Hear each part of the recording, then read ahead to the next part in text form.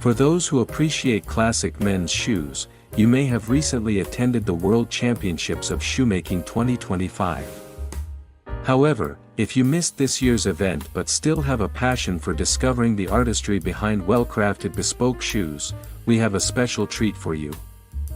Mr. Adam Law is a bespoke shoemaker based in London, heading his eponymous establishment, Adam Law Shoemaker. He is an artisan with many talents up his sleeve. Having devoted his early career to the renowned British bespoke shoemaker, George Cleverly, for 17 years, Adam mastered the craft of bespoke shoemaking from the ground up, rising to a senior role within the company. After spending 2 years as a footwear consultant following his departure, he founded his own shoemaking house in 2024, with a vision to bring traditional British bespoke craftsmanship into a contemporary context. In addition to being a dedicated bespoke shoemaker and founder, Adam is also an artist whose aesthetic gravitates towards postmodern abstract art. It somewhat reminds me of the painting by the late British painter, Francis Bacon. As I glimpsed in Adam's artwork, such a multifaceted artisan naturally intrigues me even more about his work. Today, we are delighted to invite Adam for a conversation about his craft, his passion for British bespoke shoemaking, and, of course, men's style. Without further ado, let's begin. Hi Adam, it's a pleasure to have you with us today. To begin with, could you share what draws you so deeply to men's bespoke shoes? What inspired you to pursue this career? When I was younger, I was fascinated by the human body and its relationship with clothes. Footwear, especially, felt like the bridge between the body and the world. It's functional, but it's also sculptural. Once I discovered shoemaking, I knew I'd found my craft. You spent nearly 2 decades at George Cleverly. Could you tell us the most valuable lessons you learned there that continue to influence your work? Cleverly was my first introduction to bespoke, so it was a real education. Learning the craft, meeting customers, bringing their ideas to life. That was huge. Their square toe is legendary, and once I'd mastered that, it became a foundation. From there, I could start pushing the shape in my own direction. You founded your namesake shoemaking house in 2024. What sets your bespoke shoes creations apart? Do you have a signature or house style? My house style starts with the toe shape. That's the character of the shoe. Then it's about the proportions, the vamp placement, the curves, the way it dresses the foot rather than just accommodating it. That's what makes it mine. How involved are you in the craftsmanship process? Could you walk us through how a pair of shoes from your workshop comes to life? I'm hands-on from the start. I take the measurements, make the last, draft and cut the pattern. Then the pieces go to the closer to stitch the uppers, before coming back to me for pre-lasting and preparing the sole-less.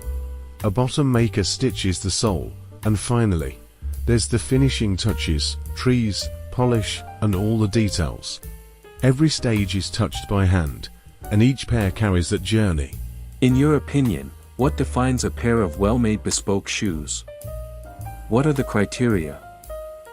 First, it has to fit. I start aiming to be like a glove. That's the foundation. Then it's how it supports and balances the foot. But every customer has a preference. After that, it's the look, the lines, the finishing, the way the whole thing sits together. A shoe is small, but you've got 1,000 details packed into it. For me, a well-made shoe is one that the customer wants to wear every day, not just admire on a shelf. What makes traditional British bespoke shoemaking valuable today? And how do you keep it relevant in the modern world?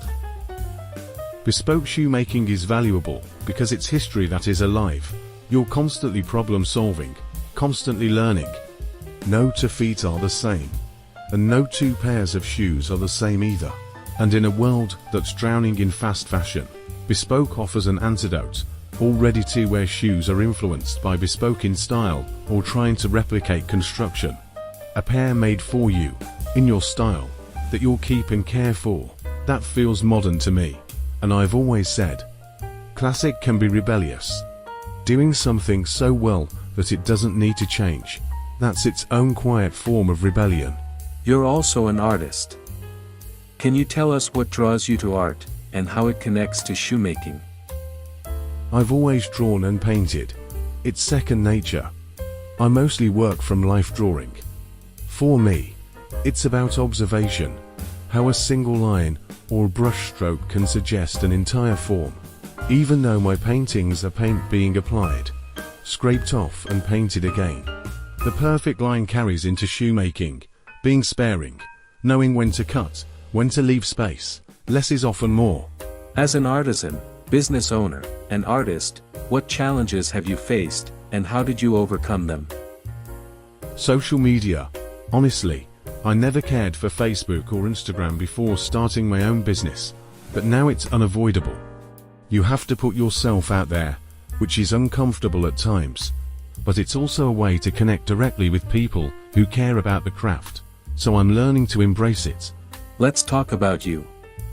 What is / are your favorite pair of shoes that you own so far, and why? A pair of old Chelsea boots.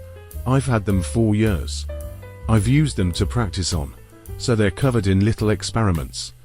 They look battered now, but they carry all that history, and they're still the pair I reach for. For the upcoming fall season, what shoe styles do you recommend? What about color, patina, leather choice, and design? Bespoke doesn't move in trends the same way fashion does, but people are dressing more casually, more for themselves, less for the office. Green works well, olive suede, especially. It's versatile, wearable, and adds character without shouting. In today's dress-down world, why should a man invest in a pair of qualitative classic shoes? How does it relate to a modern gentleman's life? Every man needs a few classic pieces, anchors in their wardrobe, a navy suit, a white shirt, a pair of black Oxfords. Things you return to again and again. They're staples that you always come back to. You can experiment around them, but without those basics, the rest doesn't hold. If you have an important meeting, interview or wedding, you always come back to classic pieces, even if you can wear a t-shirt and shorts every day for work. When you hear the word style, what does it mean to you? Style is dressing in a way that feels true to you. It should make you happy, comfortable, confident. Following trends or dressing to impress never works. It feels like a costume. You've got to go through trial and error, figure out what resonates. Your taste develops, it changes. Maybe it starts with copying how someone in a film dresses. You try it, you learn from it. Even if it doesn't suit you, you learn what doesn't work. That's still progress. Then you can aim in the opposite direction. As a multifaceted artisan and creative individual, how do you maintain balance between work and life without burning out? It's not easy. You have to be disciplined. Otherwise, the work eats up everything. With customers, you have to bend to their schedules, but you still need time for yourself. Inspiration doesn't come from sitting at a bench all day. It comes from seeing exhibitions, films, being with friends, family, feeding your mind with new experiences. Beyond being well-dressed and well-groomed, what other qualities that a modern gentleman should have? Good manners. That should come before anything else. If someone approaches one day and asks you how to become a great bespoke shoemaker, what is your advice? Be ready for the long haul. It takes years to master the basics, and you'll never stop learning. You need patience, and you need dedication. If you're just looking for quick results, it's not the craft for you.